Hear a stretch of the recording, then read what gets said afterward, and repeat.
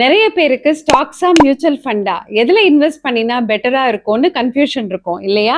Okay, ஸ்டாக்ஸ்ல எப்ப invest பண்ணலாம்? உங்களுக்கு ஒரு கம்பெனியோட fundamentals like ROE, ROCE, price earning ratio, results tracking இந்த மாதிரி இன்னும் நிறைய விஷயங்கள் அனலைஸ் பண்ண தெரிஞ்சிருந்தா அண்ட் டெக்னிக்கலா short term, medium term, long டேர்ம்ல ஒரு ஸ்டாக்கோட பிரைஸ் மூவ்மெண்ட்ஸ் எப்படி இருக்கும்னு அனலைஸ் பண்ண தெரிஞ்சிருந்தா ஸ்டாக்ஸ்ல நீங்களே இன்வெஸ்ட் பண்ணலாம். ஆனா இது ரெண்டுமே தெரியாம நீங்க ஒரு ஸ்டாக்ல இன்வெஸ்ட் பண்ணினா அது இன்வெஸ்ட்மெண்டா இருக்காது, வெறும் கேம்பிளிங்கா தான் இருக்கும். அடுத்து மியூச்சுவல் ஃபண்ட்ஸ். மியூச்சுவல் ஃபண்ட்ஸ்ல ஃபண்ட் மேனேஜர் இருப்பாரு. அவரோட வேலையே ஃபண்டமெண்டலாவும் டெக்னிக்கலாவும் எந்தெந்த கம்பெனிஸ் நல்லா பெர்ஃபார்ம் பண்ணும்னு செலக்ட் பண்ணி இன்வெஸ்ட் பண்றது. இங்க ஒரு இம்பார்ட்டன்ட் கொஸ்டின் எல்லாருக்கும் வரும். அப்போ மியூச்சுவல் ஃபண்ட்ஸ்ல இன்வெஸ்ட் பண்றது சேஃபான்னு? Answer is yes and no.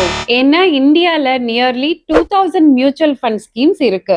இதுல நல்ல பெர்ஃபார்ம் பண்ற mutual funds only 30 to 50%. Okay, அப்படின்னா மியூச்சுவல் ஃபண்டை அதோட பாஸ்ட் பெர்ஃபார்மன்ஸை பார்த்து இன்வெஸ்ட் பண்ணலாமான்னு கேட்டா டெஃபினெட்லி நோ.